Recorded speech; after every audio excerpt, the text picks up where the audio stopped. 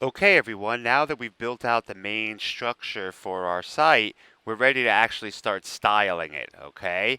So at this point, I'm going to scroll up to the top here and I'm going to move into the style section and I'm going to start writing styles based on our structure. Now, what we're going to do is let's look at the mock-up really quick. We're going to focus on each section at a time. So I'm going to start off with the header section, right? So we have this graphic that we have to deal with. Then we have this unordered list that we have to deal with. And I notice that there's a stylistic line here, right? But before we do any of that, we have to deal with this graphic on the background. Okay, so what I'm going to do here is I'm going to go in and I'm going to put some general sort of styles on the actual body tag. So I'll say body, right? And I'm going to put in a couple styles. So first thing I'm going to do is I'm going to put in a background dash image and I'll choose the URL. And we're going to take our graphic that came out. It's called headerboykins.jpg. Okay, that's going to be our graphic for the background. Now, once I put that in, essentially what we're going to have is this background image showing up on the page, right? So if I do a quick save on this, right, and kind of re-render this out, you'll see here's what we get.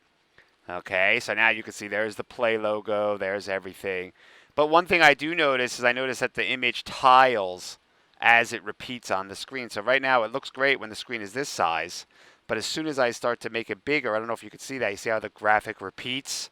So we need to add some more styles to address that. All right, so what I'm going to do here is I'm going to add two additional styles. One is going to be the background repeat, and we're going to put no repeat. That's going to make the background image not repeat. Oh, I got to spell that right. Okay, love that color coding. It picks out your errors pretty quickly. Okay, now we also have to deal with background size. Okay, because we have background size here, and the background size can actually be, whatever we need it to be. Now there's a couple options I could put. Okay, I could put auto, right? Let's see how auto behaves, right? So if I put in auto here, you'll see auto doesn't really do anything. That kind of leaves it as the regular size, right? Whereas if I put in, I have these two other options here. I have, let me get to that point again. I have contain and I have cover.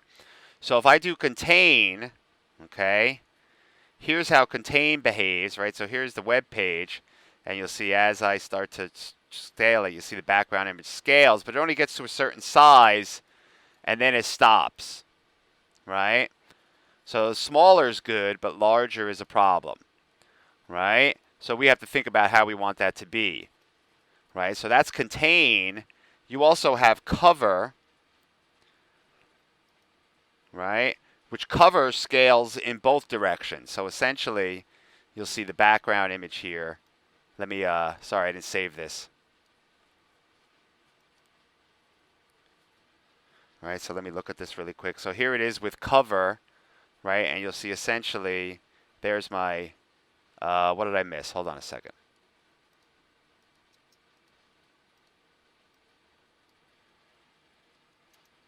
And cover. All right, let me save that. So cover will essentially, I don't know if you see how it's a little hard to do on the screen. I have limited space. It'll kind of cover up the left and it'll adjust the size of the graphic based on the screen, okay? So we have to kind of decide, see, I don't know if you could see that, but it kind of gets bigger as well as smaller. So even if I go bigger than the actual graphic, it'll scale it, okay? So that's something we can do. You can also do, I could do 100%, right? Now 100% will make the graphic be 100% of the screen size, right? Now that can work for us. It's similar to cover, okay? That can work for us, but might present a problem for the footer. So I think I'm going to leave it on cover for now, right? And then later on we'll address whether we're going to change it or not, right? So that kind of leaves us in a position where we sort of have scaling on the background image, but we still have room to put a footer in. right? So finally, I also want to put a background color on this. So I'm going to put background dash color, and I'm going to make that be black. So we'll say 000000, which means there's no color in the RGB spectrum present. Okay, so now you'll see if I scale this down a little bit. Whoop, hold on, I didn't save it.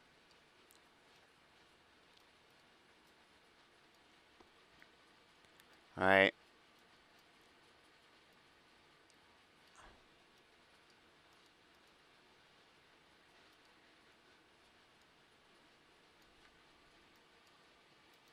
There we go. Okay, so a nice refresh here. You'll see now on the bottom there, my background color is black. So that's kind of like the groundwork for our footer. Even though we're still going to make a footer that's going to hold this content here, this is kind of a way so that if the image doesn't get pushed down all the way to the bottom, it still looks like that's part of the footer. Okay. So that being said, I think at this point of the game, what I'll do as well is I will pick a font for the whole thing. So I'll say font family. And I'll make that Verdana. Right. Okay. And I'll make my font size. And I'll make the default be 12 points. And finally, I'll make the font color be FFFF, which is white. Right? So now I have some default elements set up here. Okay, so here's what we're working with, right? So it's starting to fall into place a bit, okay? You'll see we're starting to get some of the elements set up here. So that's my main body. So now I want to deal with the head section, okay? So I'm going to move this out over here. And the first thing I'm going to do is I'm going to say, okay, so here's my head section in the code, right? I got to write a style for header. I got to deal with this image, and then I got to deal with the styles needed to make the list look right, okay?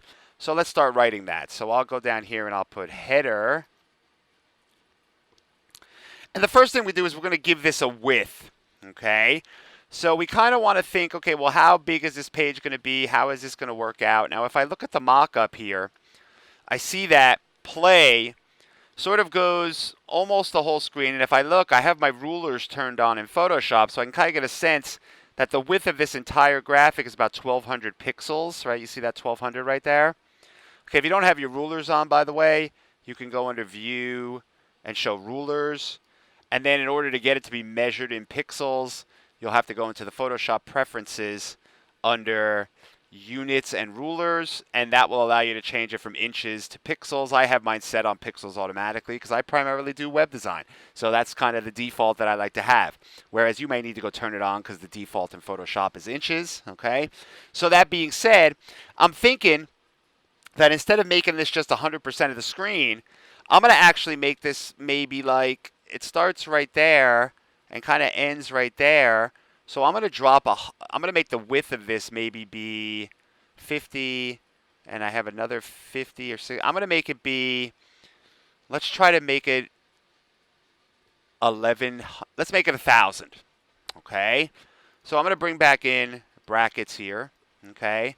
And I'm going to say, let's make the width on this be 1,000 pixels. Okay. And the height for now, I'm just going to guesstimate. And I mean, if you don't want to guesstimate, what you can do is you can actually look at the actual height of the logo. So if I select this down below on line 27 in mine, you'll see I get the dimensions right there of the logo, right? Right, so it's 145 pixels wide and 51 pixels wide. So I'm going to make my height here be 60 pixels, right? All right, okay. That's going to give me my dimension of my header. And then what I'm going to do is I'm just going to put a border on it so I can see it.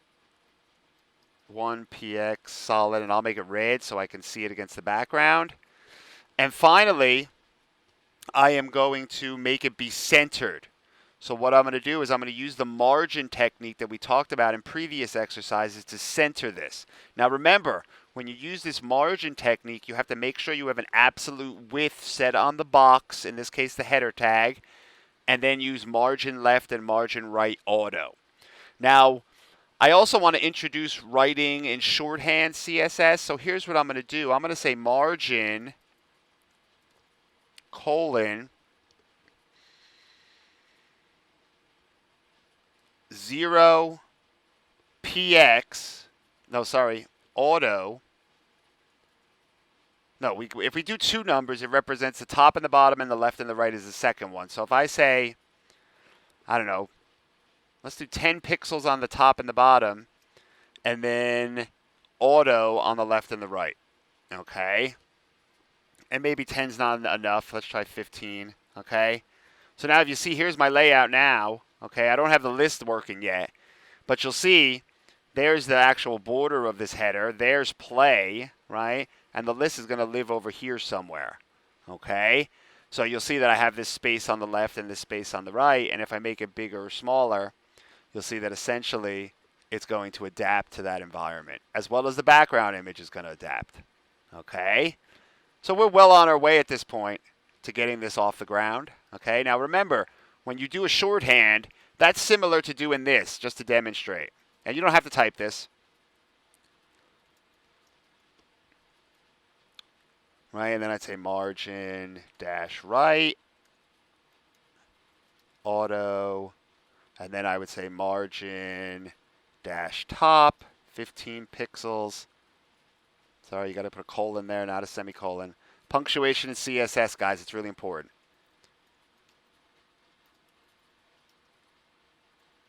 So you'll see in this longhand method, we have to reference each side of the box that we want to put margins on. Whereas when you're writing in shorthand, you can either do two numbers, which represents the top and the bottom, and the left and the right, or you could do a single number, which would represent all four of the sides being the same value, or you can do four numbers, which would be, if I did 4, so let's suppose I said, and auto. Let's suppose I did it like this, right? So this would represent the top, the right, the bottom, and the left. Okay, so it's kind of like clockwise, starting at the top, going all the way around the box. So it's top, right, bottom, left. Okay? But in our case, I think the 2 number value is best. Okay? So you'll start to see how writing in shorthand can save you a lot, 4 lines versus 1 line, right?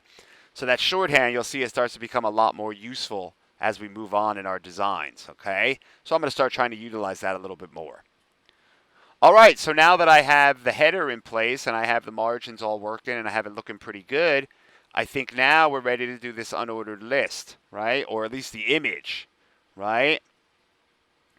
So we got to figure out how we're going to deal with that. So I'll say header img.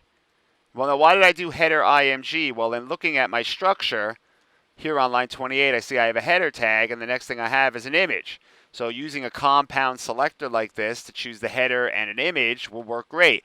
Please be careful here, though, because it is possible to inadvertently select this one as well, and you want to be careful of that. And we'll actually do a quick check to make sure that's not the case. Okay? So what I'm going to do here is I'm going to make a style. And all I'm going to do on this is I'm going to float this to the left for now. I may add some more styling on this later.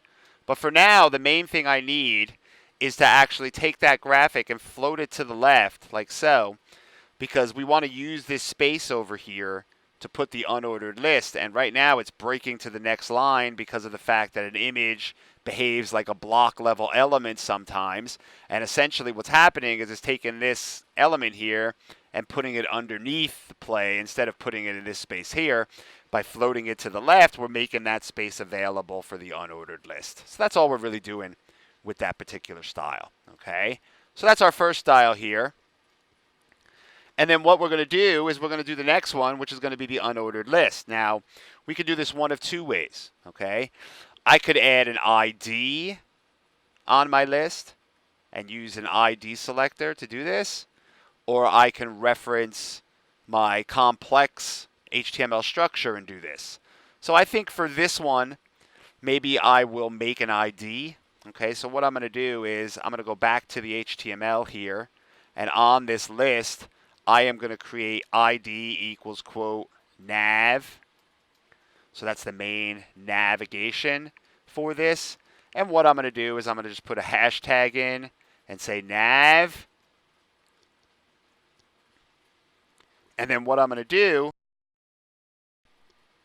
is I'm going to write my style out for this. Now, the first thing we want to do is this is the nav, the unordered list, right? So the first thing I want to do is I want to get rid of the dots, right? So I'll say list, style, type, and I'm going to say none. That's going to get rid of my dots, okay? And then I probably want to give this a width. Okay, now when looking at my structure here, if this whole thing right here is 1100, this looks like it's a little bit more than half of it. Maybe actually it's 3/4 of it, or maybe a little bit more than half, maybe 60% of it. So maybe I'll make the width of this navigation be, let's try 600 and see how that works out for us. I can always change it later. Okay, and then I'm going to do the height. And I'm going to guess, I have the height of the whole thing at 51, so I'm going to make this be 30 pixels. See how that works out for us. Okay. And then finally, one of the things you always have to remember about an unordered list is that it's indented, right? So we want to make sure we get all the space. So we're going to have to go to the padding section and even padding left here and make that be 0 pixels, right? That's going to make the indents go away on the list, right? So that being said, essentially, now that we have the list part of this done, the second part is going to be to do the actual LIs, right? So we'll do nav LI. And the one thing we want to do is we want to say, let's float each of these LIs to the left. So we're going to say float to the left. Okay, what is that going to do? Well, that's going to actually make, sorry, let me scroll this up. That's going to make each of the list items go next to each other, and they'll go horizontal instead of vertical. Got me? Okay, and I also probably want to put a little bit of a margins in between. So what I'm going to do is I'm going to say margin, and I'll put this on the right side. And I'm going to make it small for now, so let's make it like 5 pixels. Okay, maybe 5 pixels is a little too small. Let's try 10. Okay.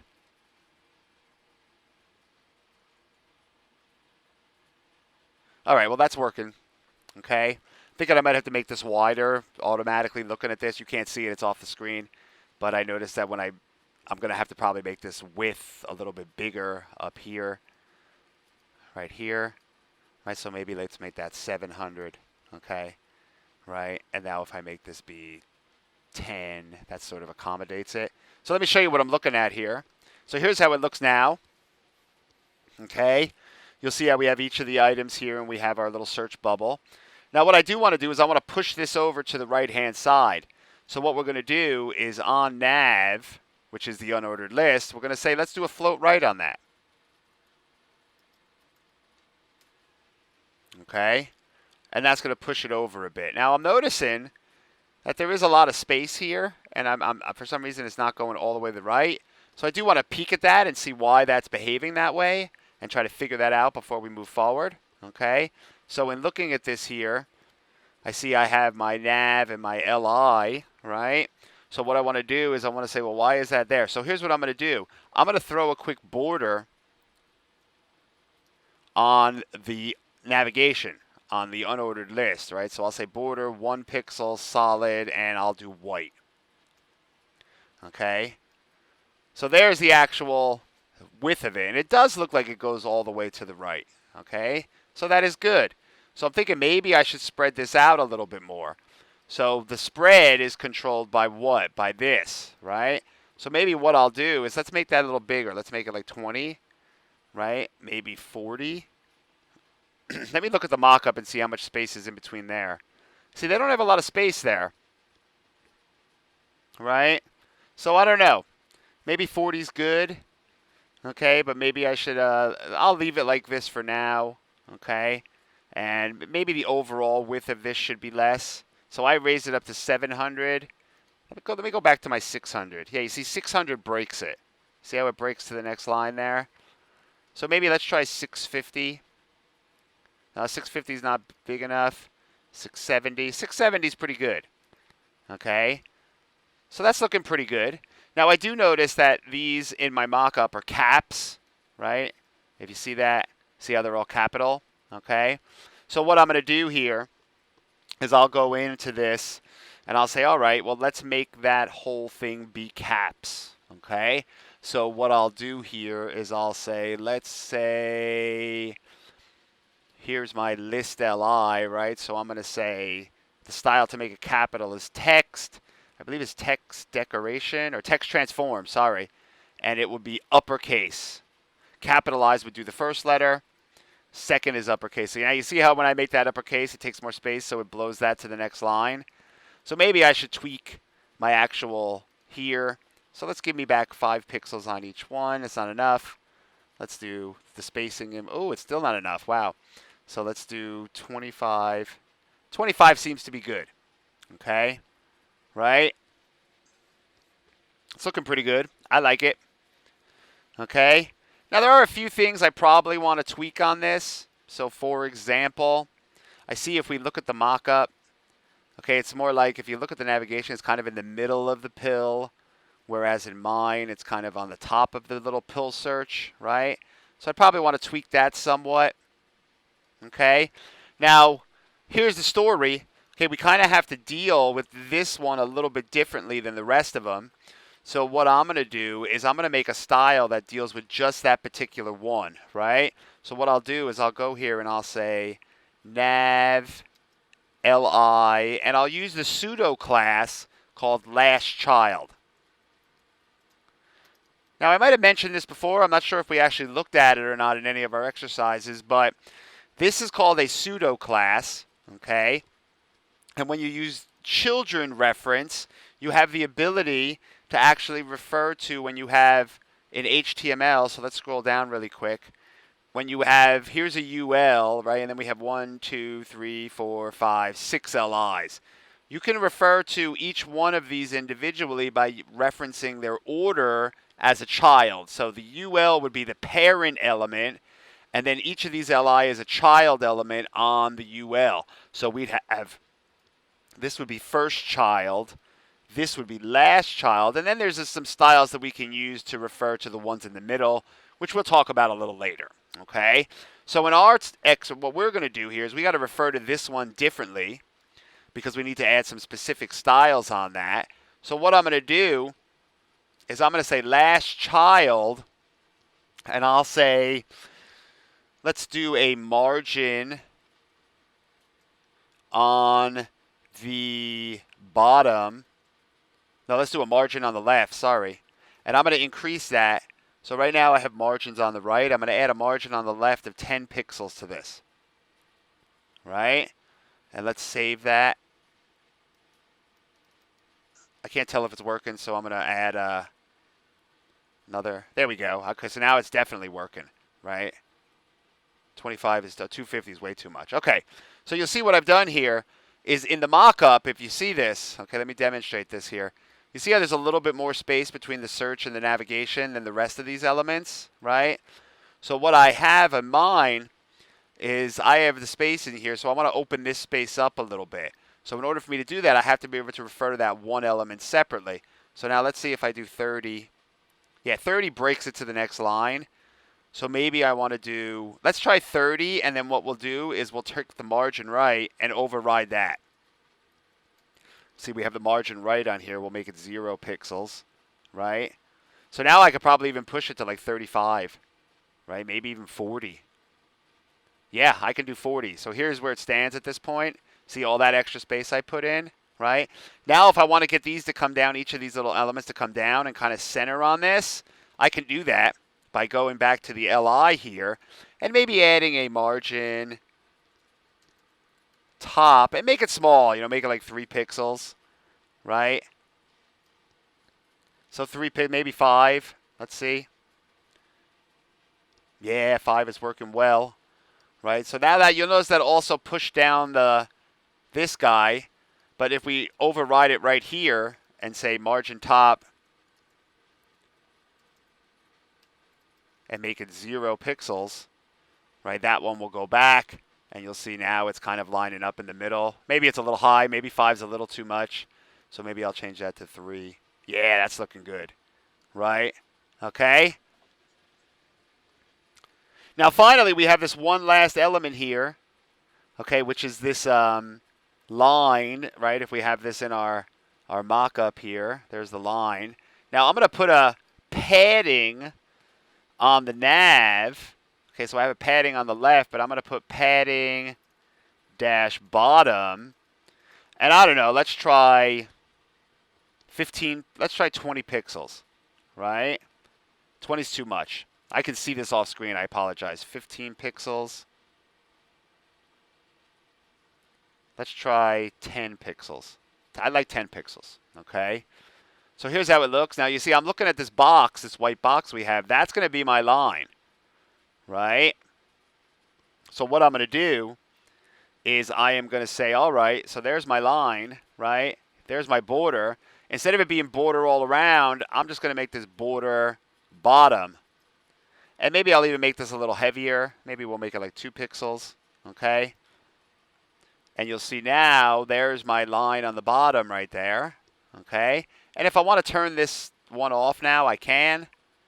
So, right, so if I go back up here and on the actual header, I have this. And rather than delete it, I'm just going to kind of comment it out by using these symbols that allow you to comment. You could put these symbols around anything, this backslash and the asterisk, and then turn on commenting, and then the asterisk and the backslash to actually turn it off. Okay?